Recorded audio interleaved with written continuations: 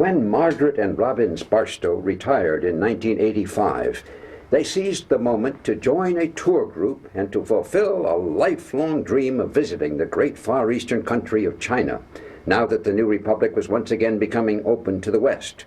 From their Wethersfield front yard, they envisaged themselves on the Li River, with the mystical rock peaks towering behind them as shown on the cover of their favorite National Geographic book about China. Do dreams come true? Well, here are Meg and Robbins at that very spot, just 4 weeks later. We would like now to share with you this exciting adventure. China is the third largest country in the world, next only to Russia and Canada. Living within its borders are more than 1 billion people, nearly 1/4 of all the humans on our planet.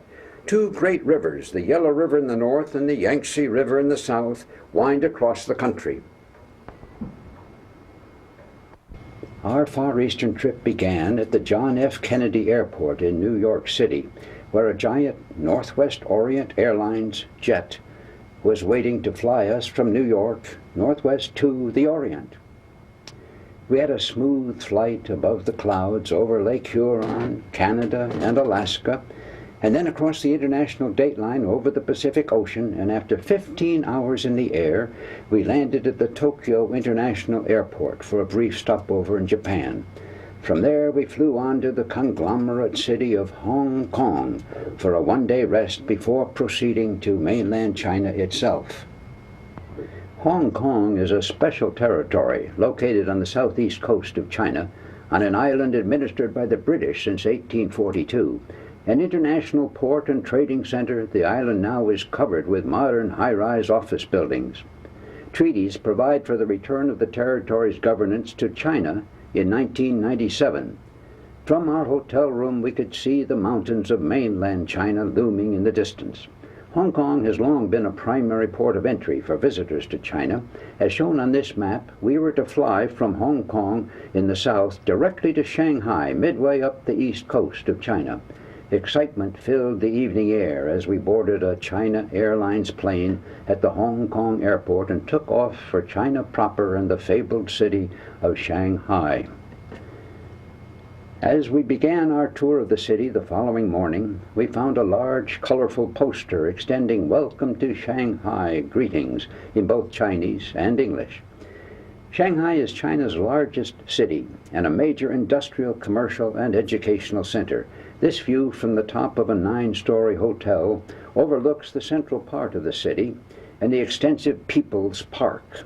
Located near the mouth of the Yangtze or Changjiang River, Shanghai was forcibly opened by the British to foreign trade in 1842, and an international settlement known as the Bund grew up along the waterfront.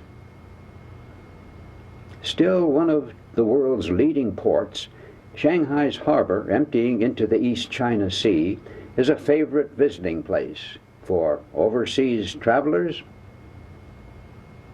and Chinese children alike.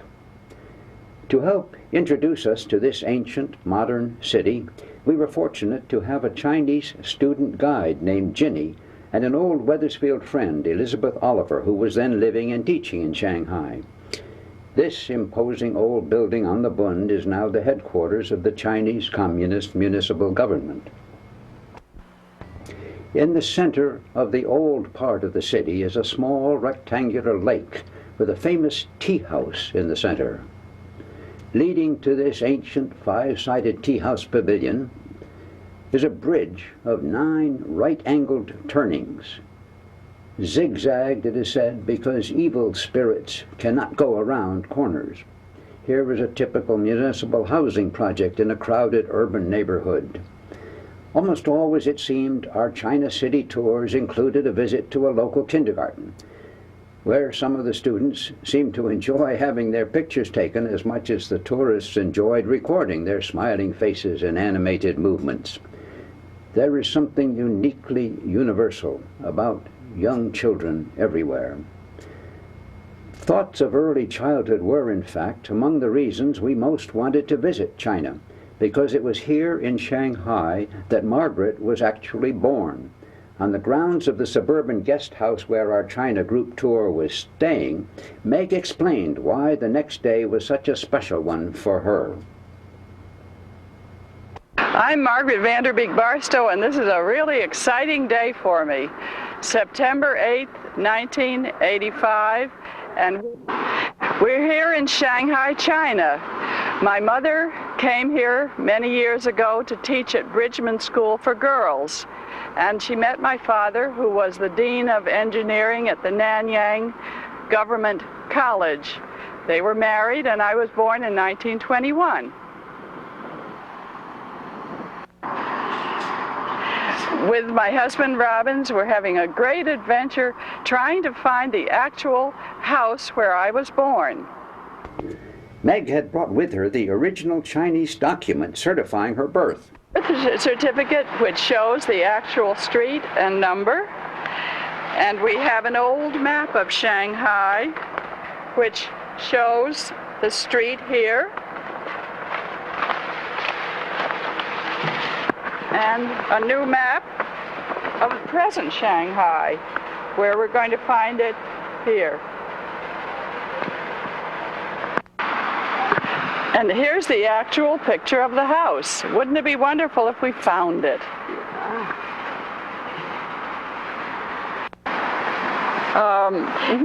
It used to be Nanyang University, but it's changed to Chiao-Tung University. Oh, it's very famous university. You still have it here. Yeah, famous for building shipment. Okay. Building ships. Yes, building ships. Okay, yeah, it's very famous, I think. That On that day, Meg and I separated from our tour group and joined our Wethersfield friend Elizabeth Oliver and our student guide Ginny to seek out the famous Chiao-Tung University. We hired a taxi to drive us through the bicycle and pedestrian crowded streets of the city. There were practically no private cars until we found the street on which the former Nanyang College was located. It was very exciting to have come this far and to see the street sign Huashan Lu, or Huashan Avenue. We had to walk only a short distance down the street until we came to the entranceway to the university grounds. Just inside there was a large map of the campus.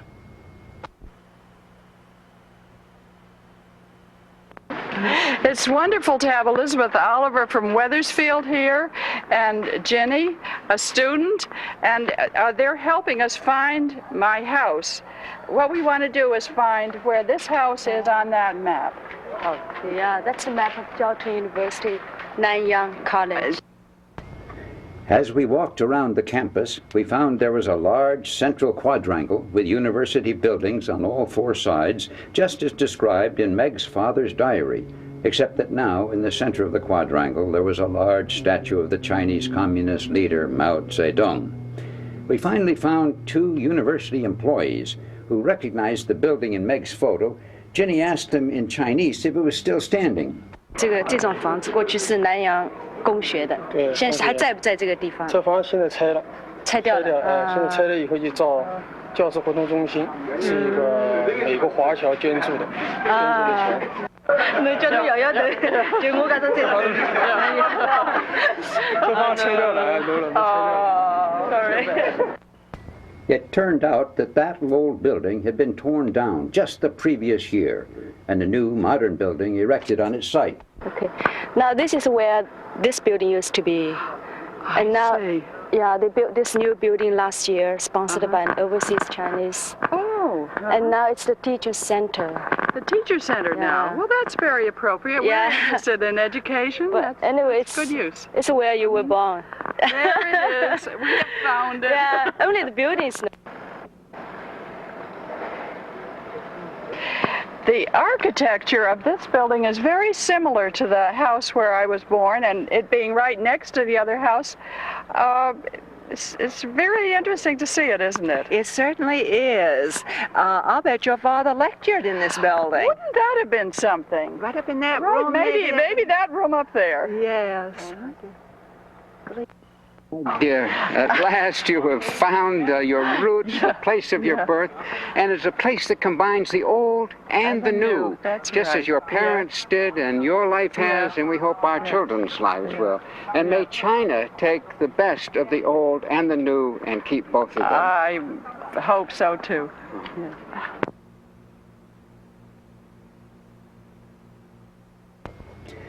After thus successfully finding the place of Meg's birth, the two of us rejoined our China tour group, and the next day we all took the train, the primary means of mass transit in China, for a 2-hour ride to the city of Suzhou. Passing the rice fields and rivers, we could soon understand why this area is known as the land of fish and rice. Suzhou is a picturesque city noted for its canals and gardens. For hundreds of years, the town has been home to some of the finest specimens of classical gardens ever created. Our favorite was the garden of the Master of the Nets, with a network of masterfully arranged walkways combining the 4 basic elements of rocks, water, plants, and architecture into a uniquely pleasing setting for all visitors to enjoy. Here also we saw a towering temple pagoda, 9 stories high, each level bringing the worshipper closer to heaven.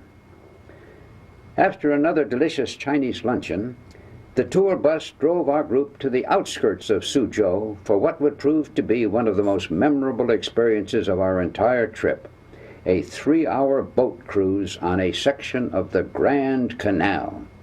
China's Grand Canal ranks with the Great Wall as one of the world's greatest man-made wonders. Extending for over 1,000 miles, it links Beijing in the north with Hangzhou in the south through an interconnected series of canal channels, rivers, and lakes. The section we traveled from Suzhou to Wuxi is filled with commerce of all kinds, boats and cargoes of every description passing up and down the canal as it flows through cities, villages, and rural areas alike. This cruise provided the ultimate China experience, with an endless variety of living vignettes along the banks and on the boats as we passed. Traveling along the canal offers visitors scenery in motion and an incomparable close-up view of local customs and habits, with people of all ages going about their daily lives on both sides of this busy waterway or passing overhead on its numerous bridges. It was truly exhilarating to exchange waves and smiles along the way, whether on boat or on shore, and to feel these simple universal signs of warmth and friendship bridging the gap between 2 very different cultures. Wuxi is located at the edge of a large lake, Lake Tai, and we also took a boat trip across this lake. This was quite a different kind of cruise, with little boat traffic, except for frequent Chinese sailboats known as junks, fishing in tandem. The 2 vessels would string out a long net between them in the shape of a giant U, and then they would jointly harvest whatever fish they could catch in this big net trailing between the 2 junks. Some families live all year round on boats like this on the lake. Closer to shore, muscle power was the necessary means of locomotion for many smaller boats. We marveled at the strength and skill displayed by these oarsmen. Also at one edge of the lake we observed a farm for white geese.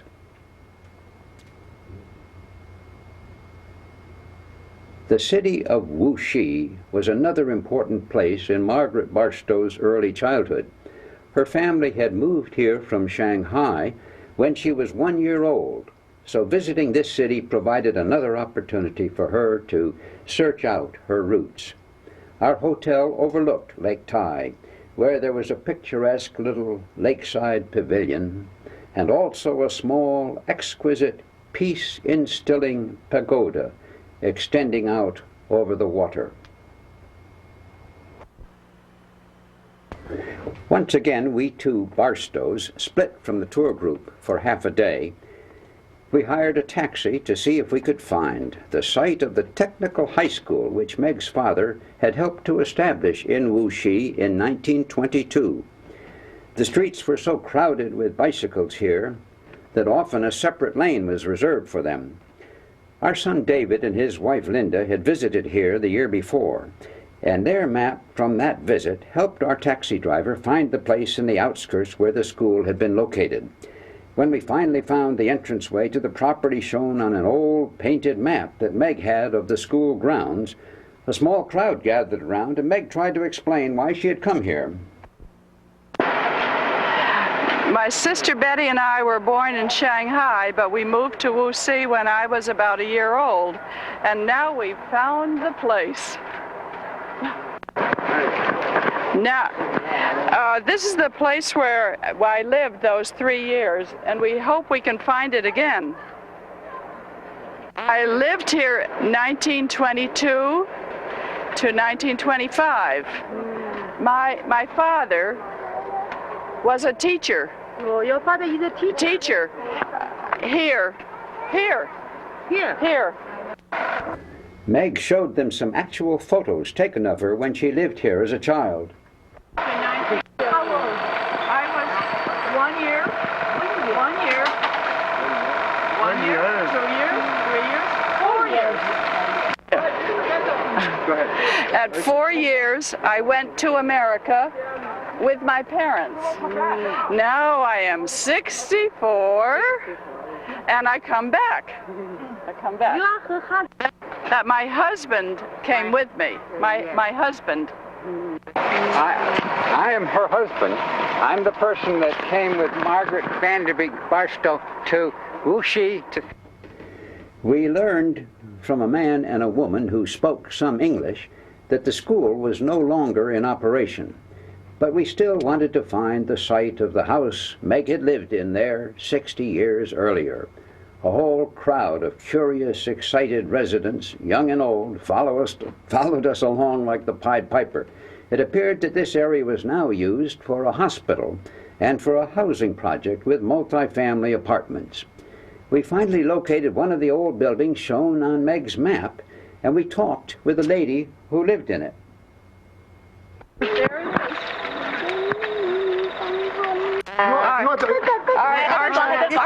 Our son was here last year and came to here. Are you in this picture?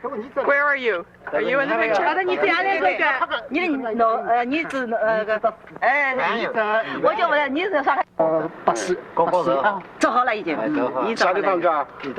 Is she in the picture? My son wanted me to give this to you. The actual house that Meg's family had lived in was no longer standing, but this building was right next to where it had been. So the return of the American lady who had lived here as a child so long ago was good cause for neighborhood celebration. Meg gave out little balloons to all the children, and we took Polaroid photos, which we also distributed to everyone's delight. We left with warm-hearted memories, both old and new. When the sun set on this big day, it was time for a final contemplation of these Wuxi experiences, looking silently out over beautiful Lake Tai. For the next part of our journey, we were going to fly all the way north to Beijing, the capital of China, where, among other things, we would visit the Great Wall, which extended across the northern part of the country as shown here in a jagged blue line. Since 1949, the flag of the People's Republic of China has been bright red with a large gold star symbolizing the communist ideal of progress for all, flanked by 4 smaller stars of people all working together. Before following this flag to Beijing, however, we were to take one more bus trip around the Shanghai region. Like all China tours, ours had been arranged through the auspices of the government's China International Travel Service. Back home in Wethersfield, through our local Welcome Aboard travel agency, we had signed up with a particular tour group known as Pacific Delight. Belafonte, this is a group. You've got 30 Americans from all over the United States going on this special 24-day Pacific Delight Tour China experience. How is it set up? Well, it is really set up by the company. I'm the tour director. My job is really a troubleshooter, make sure that everything runs smoothly. and that the passengers receive all that has been promised to them by the travel brochures. Now, I accompany the tour from A1. Also, the CITS, which is China International Travel Service, appoints a national guide, and this is Liang, a national guide here, and maybe we can introduce her. Yeah, my name is Liang. I'm from Guilin, and now I'm the representative of the headquarters of the CITS. Now, this time, I stay with the group all the way through every city. Every city we go, we have the local guide, and the local guide will take us around in the local cities. Here's our local guide. And what's the special name you've given to this group? Oh, this group has been just wonderful. So I've named them Panda, Ram's Pandas. Great. And that makes you the Panda Man. And that makes me Papa Panda. Okay. Thank you very much. You're welcome. Okay. Our bus tour this day was to include a variety of experiences in and around the city of Hangzhou, renowned for the beauties of its countryside, the modernity of its urban center and municipal buildings, and the intellectual, cultural, and recreational offerings associated with its nearby vacation attraction, West Lake. In the main city square, there's a spectacular fountain with flowing sculptures celebrating the arts of music and dance.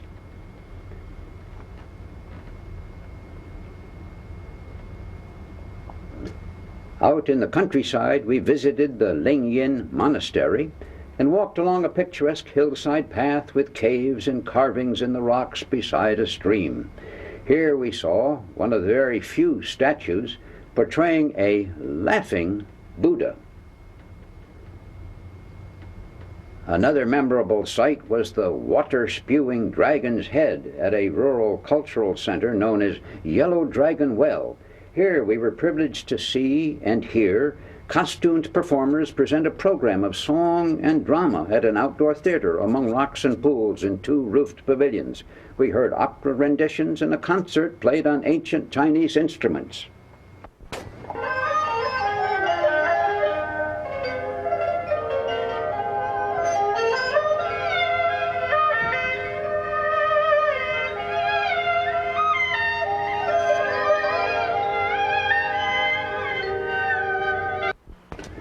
We could not help but admire the beautiful gowns of the musicians and hostesses.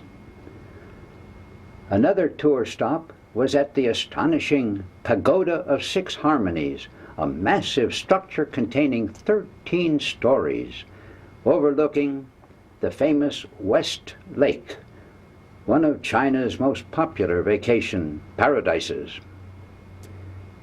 West Lake has a variety of attractions, including lovely garden walks and parks and pools, where a favorite pastime is feeding the goldfish.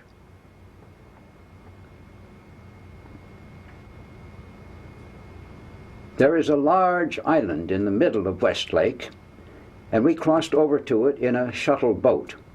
On the way, we passed several of the golden carved dragon vessels used by honeymooners as pleasure boats. On the island, I queried our local Chinese guide. What town is it? This is Hangzhou. Now, what island are we on here? 3 towers reflecting the moon. And this island is famous for the island in the lake and the lakes within the island. In this island, we can see 2 dikes, which divide the island into 4 parts and 4 small lakes. Both human structures and nature's bounty give rise to colorful names for particular locales here, such as orioles singing in the willows, and this crossing the rainbow's bridge.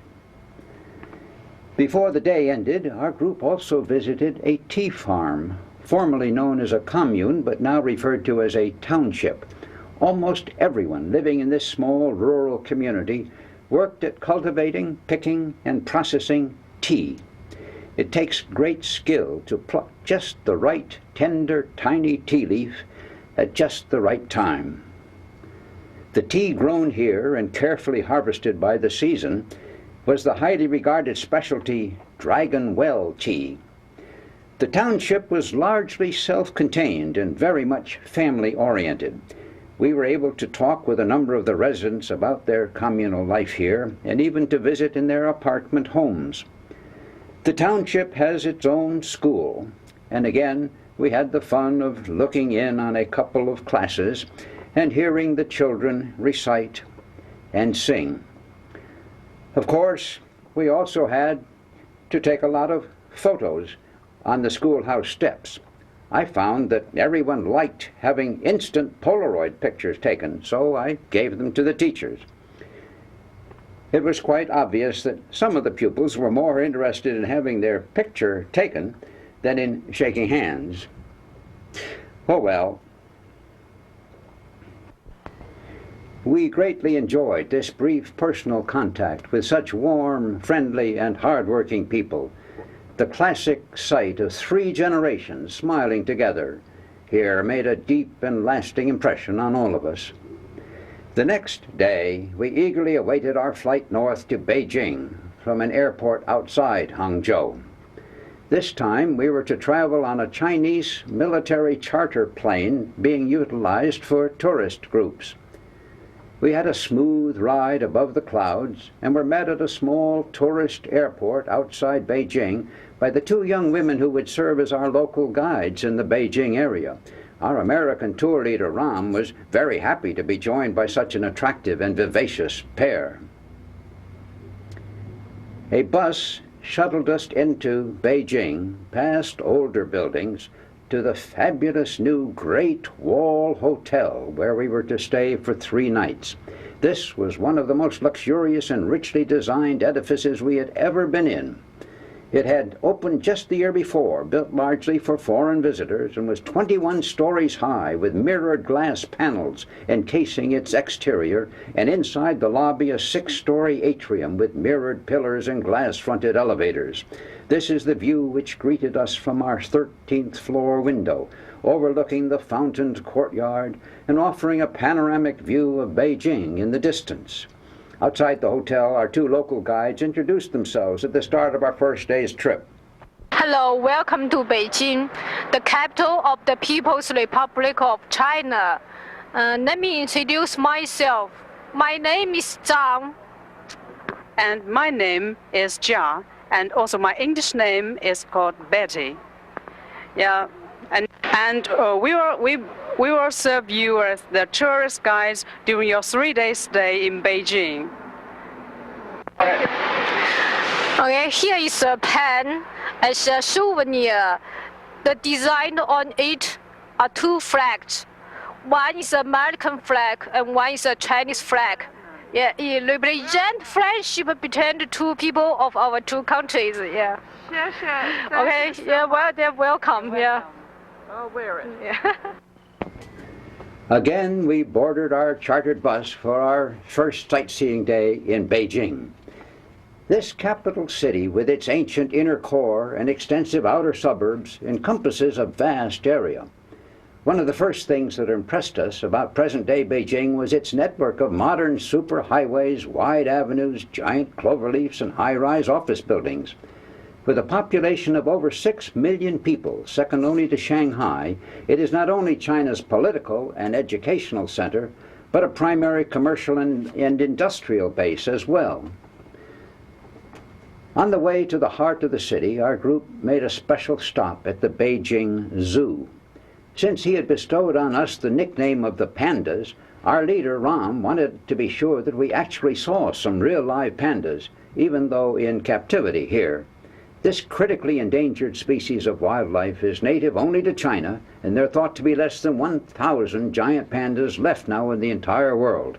China has been making special efforts to try to prevent their imminent extinction.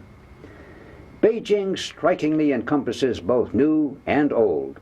6 centuries of dynastic emperors ruled from behind the walls of a central forbidden city. But then the revolutionary governments of 20th century China symbolized change by creating a tremendous open public square, the largest in the world. This is Tiananmen Square, a huge plaza stretching widely across this vast, paved open space to face the old palace wall on the north. This is Tiananmen Square. It has an area of 14 light hectares. It is big enough to hold 1 million people in China. This is the monument to the people's hero. And behind the monument to the people's hero is Chairman Mao's Memorial Hall. It was built in 1977. Mao Zedong was the powerful revolutionary leader of the Chinese Communists who finally achieved victory for them in 1949 and ruled the new China till his death in 1976. This heroic sculpture on the plaza honors all the workers, farmers, and other common people who gave so much for their country. The monumental Great Hall of the People is where national assemblies are held. It was here in Tiananmen Square in 1989 that the government tragically suppressed student-led pro-democracy demonstrations. Beyond the wall with Mao's giant portrait on it, however, lies an unbelievable world of the past. Even an aerial panorama can scarcely convey the overwhelming immensity of the endless palaces, pavilions, and courtyards within what was formerly known as the Forbidden City. Surrounded by an ancient moat and literally miles of towering red brick walls, this incredible conclave was for 6 centuries the exclusive world of China's emperors. Now open for everyone to visit, it was called the Forbidden City because any outsider entering its grounds without permission was immediately put to death. Now being preserved as a museum of the palace, the acres and acres of 15th century halls, pavilions, statues, and ornate stone stairways contain an unimaginable wealth of artistic and architectural treasures.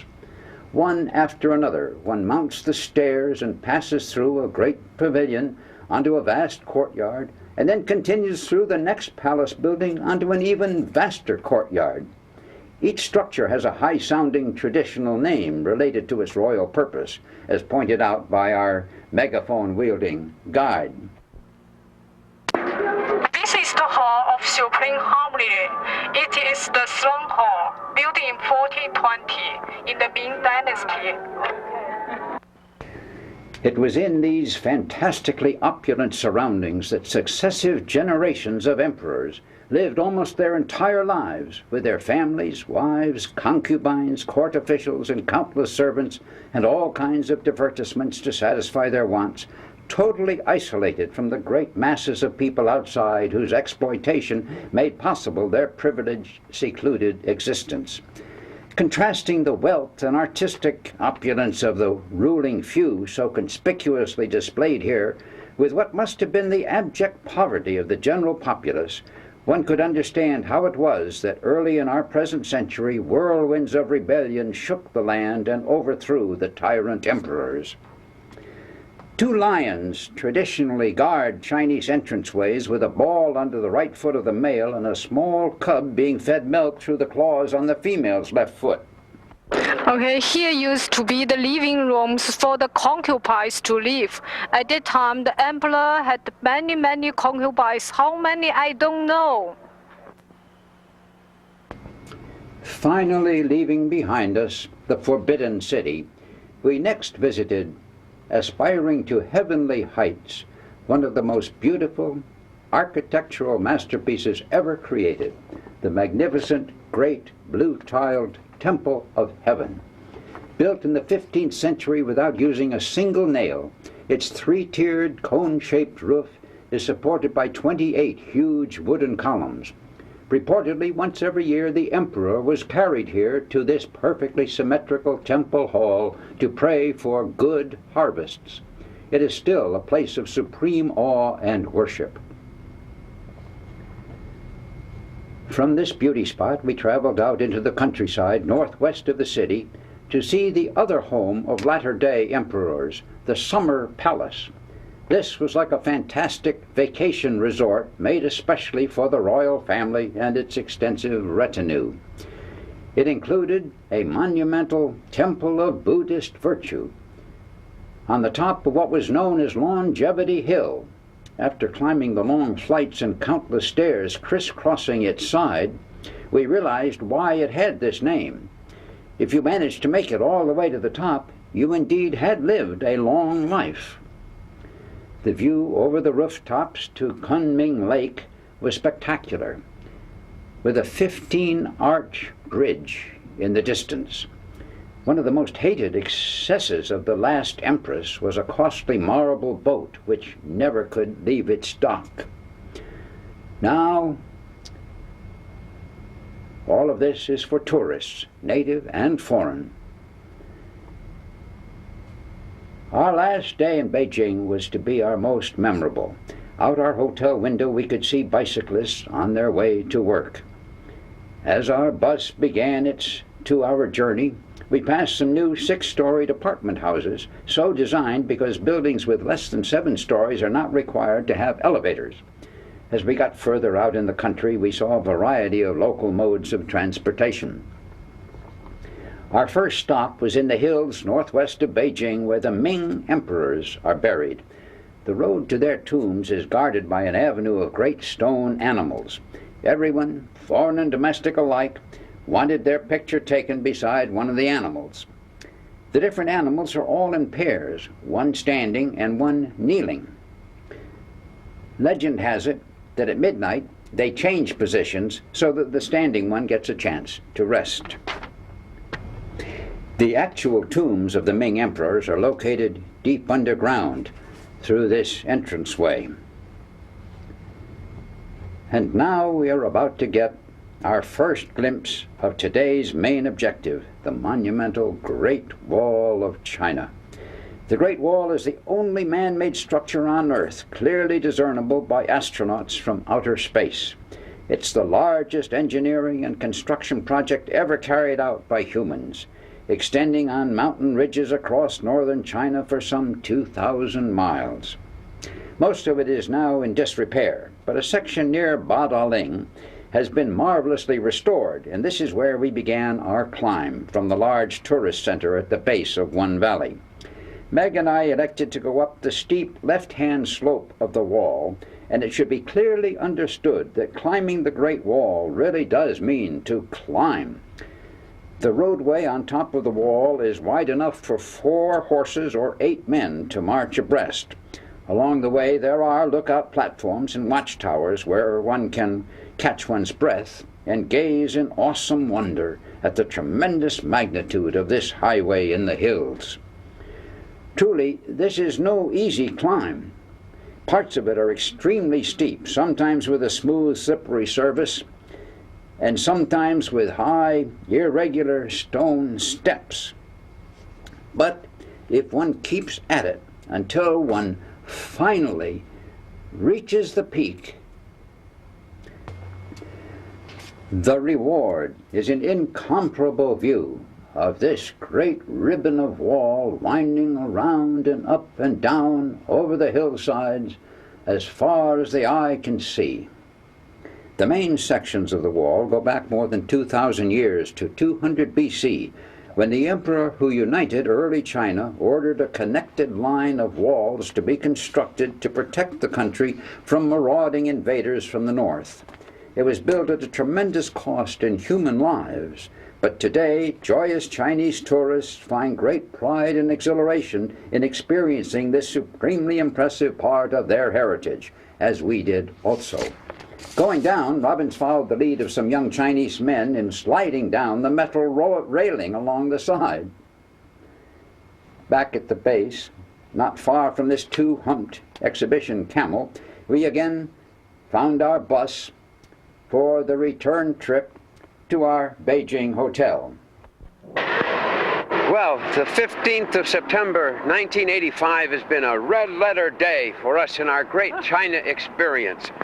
Congratulations, Meg, you climbed the Great Wall. Congratulations, Rob, you climbed the Great Wall. We did it together. We climbed it together. Another shared summit adventure. The remainder of our China trip would take us by plane south from Beijing to the inland town of Xian, and then further south to the Yangtze River at Chongqing, where we would board a boat for a 5-day cruise along the river to Wuhan. From there we would fly south again to Guilin and then finally leave China by way of Hong Kong. The flight on a large jet plane from Beijing down to Xian, which is spelled Xian, took less than 2 hours. We found this ancient city deep in the interior of China to be much less sophisticated and cosmopolitan than Shanghai and Beijing.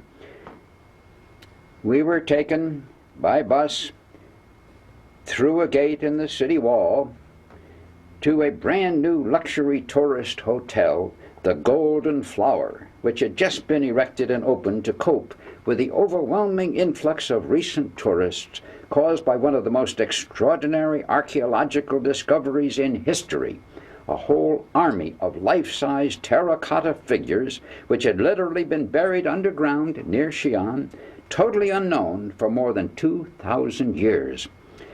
We encountered intermittent rain on the day of our excursion to the site where the pottery warriors had been entombed, but it was an incredible experience. China's first unifying emperor, Qin Shi Huang, who had also built the Great Wall, was known to have had his tomb set on this hillside outside Xian when he died in 210 BC.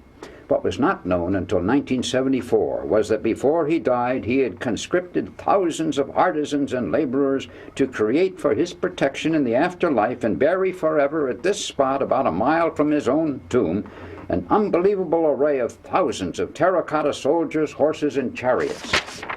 A giant roofed museum has now been built to preserve these figures. It's the terracotta figures inside the great building, representing the guardian army of a dead emperor whose name was Emperor Qin Shi Huangdi. How many figures? There are totally 6 life-size warriors and horses inside the vault. When was it built? It was built in 250 BC. Okay. Inside the building, the sight is indescribable, of rows upon rows of realistic life-size figures covering acres of dugouts, each figure having been individually sculpted with minutely differentiated details of dress and facial expression. At the time of our visit, it was reported that over 7,000 armored warriors, 600 clay horses, and 100 chariots had already been uncovered, and more were being excavated all the time. This is a small copy of just one of the thousands of unique individual pottery sculptures. Outside, there's a life-size reproduction of one of the clay horses, a favorite spot for family photos. It is absolutely amazing that this tremendous treasure trove of artwork going back to 200 years before Christ was entirely lost to the world until it was accidentally discovered in 1974 by farmers digging a well. From Xian, we flew south again to Chongqing, a mountainous industrial city set on a rocky promontory at the juncture of the Guilin and Yangtze rivers. A cable car across the Guilin River connects its 2 sides. The streets are so steep leading up to the city's central square that there are practically no bicycles here. We were not proud to see that the local theater was showing an American-made Rambo movie. Chongqing figured prominently as a military headquarters here during World War II in the Chinese struggle to drive out their Japanese invaders. It also was an important center for the communists after the war. This building served as a meeting place for Mao Zedong and Zhou Enlai in planning for the eventual communist government takeover in 1949. We frequently observed with admiration this traditional Chinese method for carrying heavy loads. We had another opportunity to see giant pandas at the zoo in Chongqing, which is located in Sichuan province, where most of the few remaining wild pandas live. Unfortunately, captive breeding programs have so far had little success. There's quite an artist colony in Chongqing, and when we visited this Chongqing Institute of Chinese Painting, we were able to make a very special purchase. We just watched the artist painting this picture. It's of the 3 gorges of the Yangtze River, and in a couple of days we'll be seeing the gorges ourselves.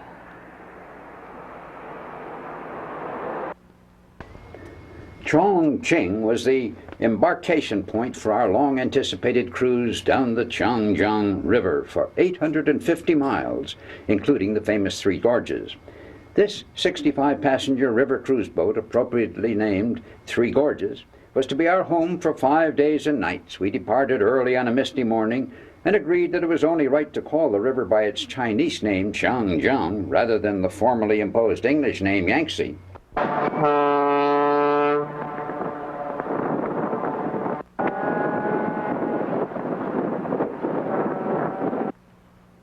The name of this river? Formerly the Yangtze River, but most of them told it Changjiang River. It's the longest river in China and the third longest in the world, I know. How long is it in miles? 4,000 miles. And where did we go on this cruise? From Chongqing here to Wuhan. Exceeded in length only by the Nile and the Amazon, the Changjiang River flows from the mountains of Tibet all the way across China to the East China Sea, just north of Shanghai. The tremendous volume of its water has made the river an unparalleled life-sustaining force and a major avenue of commerce. Nearly half of China's agricultural output is grown within its basin. It has also been the cause of devastating floods. Proceeding peacefully down the river, we passed meadows and mountains, forests and farmers, and occasional villages crowded along its shores. We disembarked in the rain at one river town, being ferried ashore in small boats, and then being provided with large black umbrellas. Despite the wetness, we made our way up the slope and through a narrow, crowded marketplace where we had the opportunity to exchange silent greetings with venerable Chinese villagers. Some of us even climbed up to a Buddhist temple built high on the top of a giant rock overlooking the river, where we enjoyed the misty view from the round window of a small pagoda.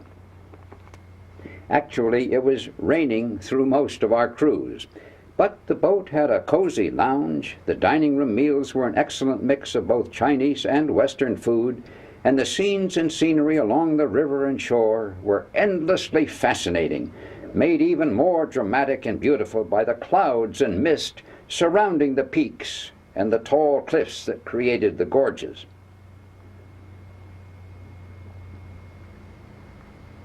Each of the gorges we passed through was spectacular in its own way and left us awed at what God had wrought here.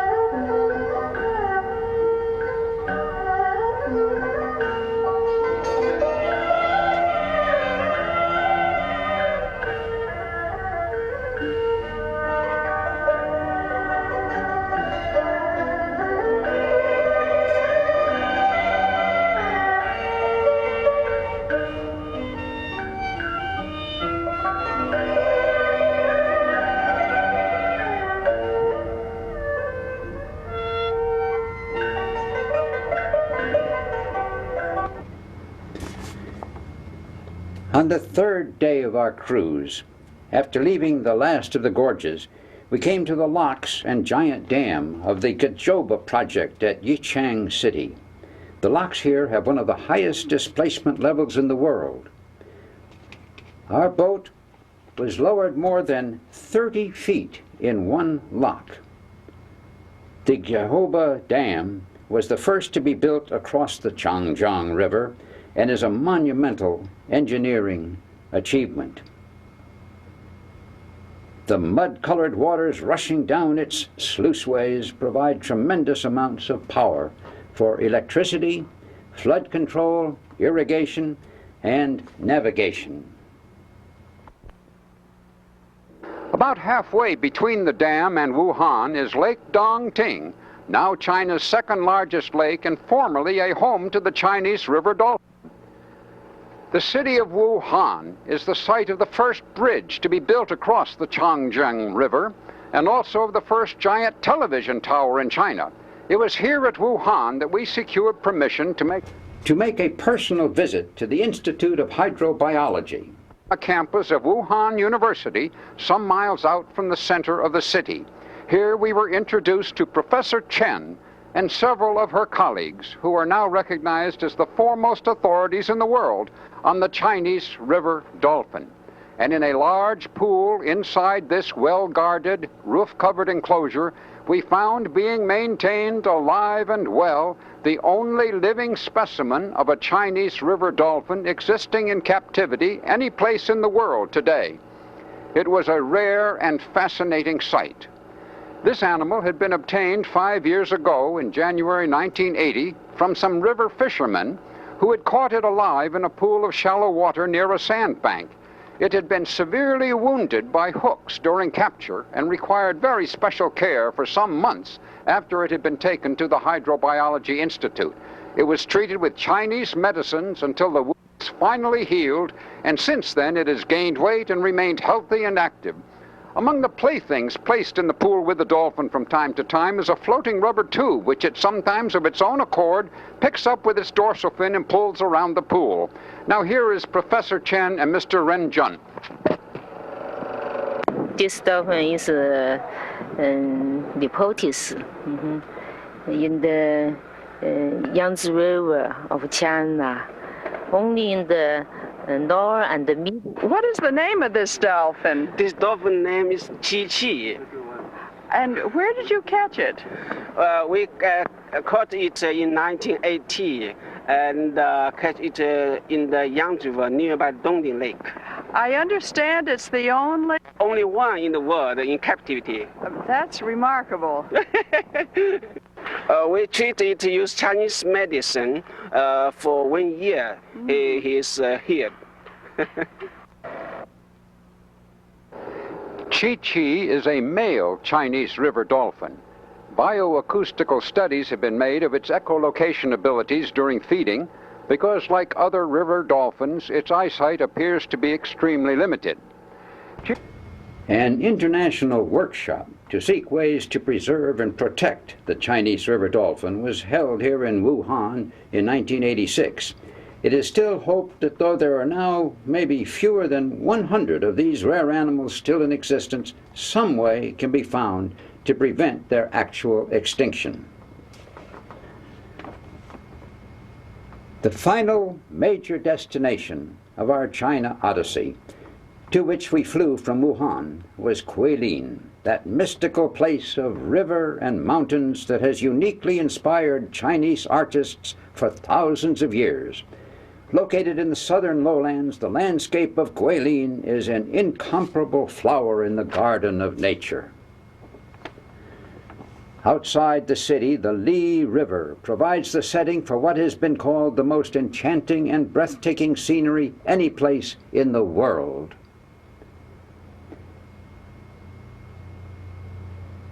The water buffalo is the most valued beast of burden in cultivating the rice fields which cover the ground like an exquisite quilt in this classic scene of China's rural beauty.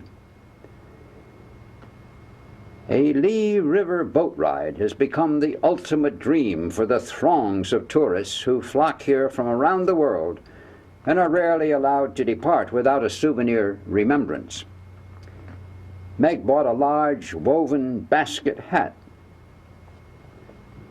We waited our turn to board one of the many cruise ships which take passengers on a leisurely, peaceful, rapturous 3-hour trip down the river.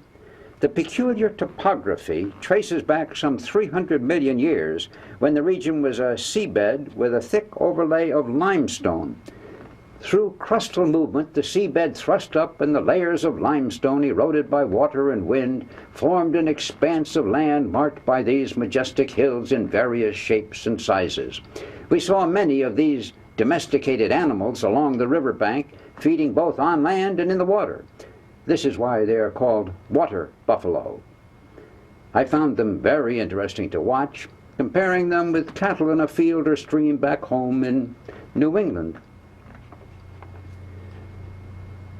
The distinctive karst formations of jutting limestone peaks make this a photographer's paradise, despite the occasional distraction of sighting buffalo calves.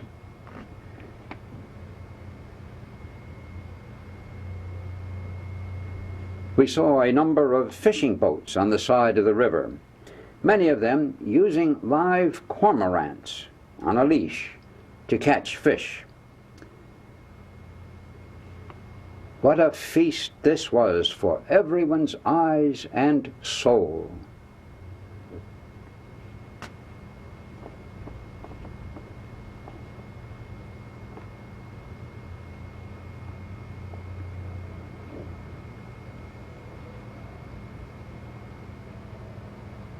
We were all very sure that this must be the very same boatman shown on the cover of the National Geographic book, Journey into China.